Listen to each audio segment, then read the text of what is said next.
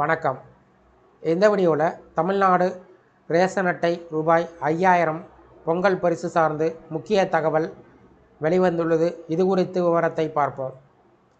தமிழர்களின் திருநாளான பொங்கல் பண்டிகை நெருங்கி வரக்கூடிய நிலையில் ஒவ்வொரு ஆண்டும் தமிழக அரசு சார்பில் வழங்கப்படும் பொங்கல் பரிசு தொகுப்பு குறித்து எதிர்பார்ப்புகள் மக்கள் மத்தியில் அதிகரித்துள்ளது. குறிப்பாக இந்த ஆண்டு பொங்கல் பரிசுடன் அரிசி அட்டைதாரர்களுக்கு ரூபாய் 5000 ரொக்கப்பணம் வழங்கப்படும் என்று சமூக வலைதளத்தில் தகவல்கள் பரவி வருகிறது. இந்த தகவல் உண்மையா, அரசு திட்டம் என்ன என்பது குறித்து கூடுதல் விவரத்தை தெரிந்து கொள்ளலாம். ஒவ்வொரு பொங்கல் பண்டிகை போதும் ரேஷன் அட்டைதாரர்களுக்கு பச்சரிசி, சர்க்கரை, கரும்பு மற்றும் முந்திரி, திராட்சை அடங்கிய பரிசு தொகுப்பை தமிழக அரசு வழங்கி வருகிறது. சில நேரங்களில் அந்த பரிசு தொகுப்புடன் ரொக்கப்பணமும் சேர்த்து வழங்கப்பட்டு வந்தது. கடந்த சில ஆண்டாக பொங்கல் பரிசுடன் ரூபாய் 1000 ரொக்கப்பணம் வழங்கப்பட்ட வந்த நிலையில் இந்த ஆண்டு அந்த தொகையினை ரூபாய் 5000ஆக உயர்த்தி வழங்க முதல்வர் மு.க.ஸ்டாலின் தலைமையிலான அரசு திட்டமிட்டுள்ளதாக சமூக வலைதளத்தில் செய்திகள் வேகமாக பரவி வருகிறது. இது பொதுமக்கள் மத்தியில் பெரும் எதிர்பார்ப்பை ஏற்படுத்தியுள்ளது. சமூக வலைதளத்தில் இந்த தகவல் வேகமாக பரவி வந்தாலும் பொங்கல் பரிசாக ரூபாய் 5000 வழங்கப்படும் என்பது முற்றிலும் ஆதாரமற்ற ஒரு வதந்தி என்று அரசு துறை வட்டாரம் தீவிரமாக மறுத்துள்ளது.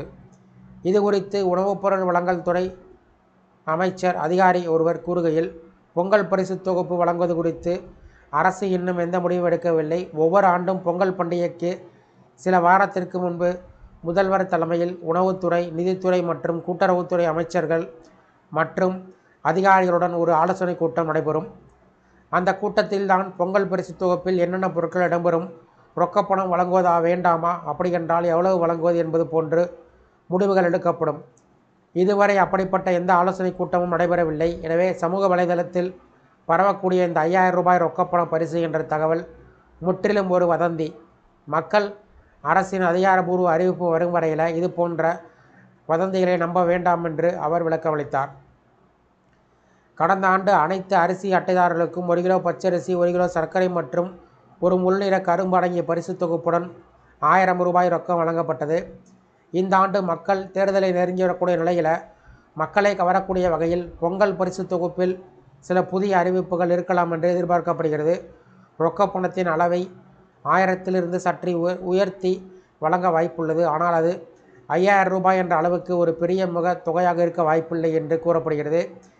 எனவே பொங்கல் பரிசு குறித்த அதிகாரப்பூர்வ அறிவிப்பு முதல்வர் மு.க.ஸ்டாலின் தலைமையில் நடைபெறும் ஆலோசனை கூட்டத்திற்கு பின்பு வெளிவரும்.